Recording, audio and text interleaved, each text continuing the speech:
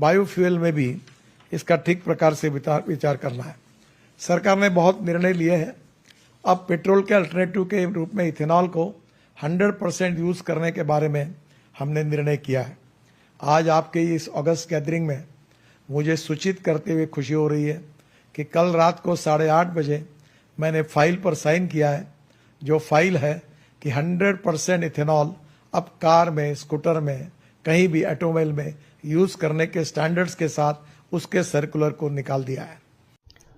ಕೇಳಿಸ್ಕೊಂಡ್ರಲ್ವಾ ನಿತಿನ್ ಗಡ್ಕರಿ ಸಾಹೇಬರು ಏನು ಹೇಳ್ತಿದ್ದಾರೆ ಅಂತ. ಇನ್ನು ಮುಂದೆ ನಮ್ಮ ಪೆಟ್ರೋಲ್ ಜೊತೆ 20% ಇಥೆನಾಲ್ ಮಿಶ್ರಣ ಅಲ್ಲ, 100% ಇಥೆನಾಲನ್ನು ಕೊಡಲಾಗ್ತದೆ. ಅಂದರೆ ಪೆಟ್ರೋಲೇ ಇರಲ್ಲ, ಬರೀ ಇಥೆನಾಲ್ ಮಾತ್ರ. ಇದು ನಮ್ಮ ಗಾಡಿಗಳಿಗೆ ಅನುಕೂಲವೋ ಅನಾನುಕೂಲವೋ ನೋಡೋಣ ಬನ್ನಿ. ಇದರಿಂದ ನಮ್ಮ ದೇಶಕ್ಕೆ ತುಂಬ ಲಾಭ. ಅಂದರೆ ಈ ಇಥೆನಾಲನ್ನು ಸಕ್ಕರೆಯಿಂದ ಅಥವಾ ಜೋಳದಿಂದ ತಯಾರು ಮಾಡ್ಬೋದು. ಇದರಿಂದ ನಮ್ಮ ದೇಶಕ್ಕೆ ನಾವು ಇಂಪೋರ್ಟ್ ಮಾಡ್ಕೊಳ್ಳುವಂಥ ಕ್ರೂಡ್ ಆಯಿಲ್ ಇದರ ಪ್ರಮಾಣ ಸಂಪೂರ್ಣ ಕಡಿಮೆ ಆಗ್ಬೋದು.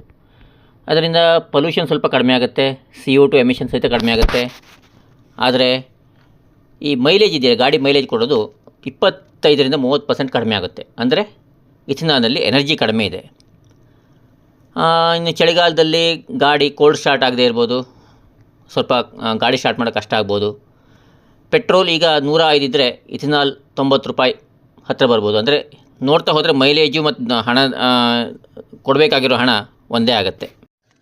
ಇನ್ನು ಯಾವ ಗಾಡಿಗಳಿಗೆ ಈ ಫ್ಯೂಯಲನ್ನು ಹಾಕ್ಬೋದು ಅಂತ ನೋಡೋದಾದರೆ, BS6 ಪೆಟ್ರೋಲ್ ಗಾಡಿ ಇದೆಯಲ್ಲ, ಅದಕ್ಕೆ ಮಾತ್ರ 100% ಇರುವಂಥ ಇಥೆನಾಲ್ ಹಾಕಲಿಕ್ಕೆ ಹೋಗಬೇಡಿ. ಕಾರಣ ಏನಪ್ಪ ಅಂದರೆ engine, rubber parts, fuel pump ಈ 100ಗೆ ಸರಿ ಹೊಂದಲ್ಲ. ಹಾಕಿದರೆ ಮೈಲೇಜ್ ಕಡಿಮೆ, ಇಂಜಿನ್ ಡ್ಯಾಮೇಜ್ ಆಗುತ್ತೆ, ವಾರಂಟಿ ಕೂಡ ಹೋಗುತ್ತೆ. E10 ಅಂದರೆ 10% ಇಥೆನಾಲ್ ಮಿಕ್ಸ್ ಮಾತ್ರ ಹಾಕಿ. ಪಂಪ್ನಲ್ಲಿ E20 ಸ್ಟಿಕ್ಕರ್ ಬಂದರೂ 2025 BS6 ಗಾಡಿಗೆ ಓಕೆ. ಇನ್ನು ಯಾವುದಕ್ಕೆ ಹಾಕ್ಬೋದು ಅಂತ ನೋಡೋದಾದರೆ, ಫ್ಲೆಕ್ಸ್ ಫ್ಯೂಯಲ್ ಗಾಡಿ E100 ಗಾಡಿಗೆ ಇದನ್ನು ಹಾಕ್ಬೋದು, ಯಾವುದೇ ತೊಂದರೆ ಆಗೋದಿಲ್ಲ. ಇಂಜಿನ್, ಸೆನ್ಸರ್, ಫ್ಯೂಯಲ್ ಎಲ್ಲ ಈ ಇಥೆನಾಲ್ಗೆ ಸ್ಪೆಷಲಿ ಡಿಸೈನ್ ಮಾಡಿರ್ತಾರೆ. ಟೊಯೋಟಾ, ಮಾರುತಿ, ಬಜಾಜ್ ಕೆಲವು ಮಾಡೆಲ್ಗಳು ಈಗ ಬರ್ತಾ ಇದ್ದಾವೆ. ಟ್ಯಾಂಕ್ ಮೇಲೆ E100% ಕಾಂಪ್ಯಾಟಿಬಲ್ ಅಂತ ಸ್ಟಿಕ್ಕರ್ ಇದೆಯಾ ನೋಡಿ. ಆಮೇಲೆ ಈ E100 ಇರುವಂಥ ಪೆಟ್ರೋಲ್ ಇಥೆನಾಲನ್ನು ನೀವು ಹಾಕಿ. ಇನ್ನು ಹಳೆಯ ಗಾಡಿ BS4, BS3 ಇದಕ್ಕೆ ನೀವು ಇಥೆನಾಲ್ ಇರುವಂಥ ಪೆಟ್ರೋಲನ್ನು ಅಥವಾ ಇಥೆನಾಲನ್ನೇ ಹಾಕಿದರೆ ಗಾಡಿ ಹೋಯಿತು ಅಂತ ಲೆಕ್ಕ. ಅದು ಮತ್ತೆ ವಾಪಸ್ ಸರಿಯಾಗಲ್ಲ. ಕಾರಣ ಕಾರ್ಬೋರೇಟರ್, ಗ್ಯಾಸ್ಕೆಟ್ ಎಲ್ಲ ಇಥೆನಾಲ್ನಲ್ಲಿ ಸೌದೋಗ್ಬಿಡುತ್ತೆ. ಇಷ್ಟೆಲ್ಲ ತೊಂದರೆ ಇದ್ದರೂ ನಮ್ಮ ಸರ್ಕಾರ ಯಾಕೆ ಇಥೆನಾಲ್ 100% ಇಥೆನಾಲ್ ಇರುವಂಥ ಗಾಡಿಗಳನ್ನು ಪ್ರಮೋಟ್ ಮಾಡ್ತಾಯಿದೆ ಅಂದರೆ, ಇದು ಸಂಪೂರ್ಣ ಸ್ವದೇಶಿ. ನಾವು ಬೇರೆ ದೇಶಗಳಿಂದ ಕ್ರೂಡ್ ಆಯಿಲನ್ನು ಇಂಪೋರ್ಟ್ ಮಾಡ್ಕೋಬೇಕಾಗಿಲ್ಲ. ಅದರಿಂದ ನಮ್ಮ ರೂಪಾಯಿ ಮೌಲ್ಯ ಇನ್ನೂ ವೃದ್ಧಿಸಬಹುದು. ಹಾಗೂ ನಮ್ಮ ದೇಶದ ಸಂಪತ್ತು ನಮ್ಮಲ್ಲೇ ಇರುತ್ತೆ. ಆದ್ದರಿಂದ ಇದು ಹೊರಗೆ ಹೋಗೋದಿಲ್ಲ. ನಾವು ಏನನ್ನೋ ಬೇರೆ ದೇಶದಿಂದ ಖರೀದಿ ಮಾಡಿ ಇಂಪೋರ್ಟ್ ಮಾಡುವಂಥ ಒಂದು ತೊಂದರೆ ನಮ್ಮ ದೇಶಕ್ಕೆ ಇರೋದಿಲ್ಲ.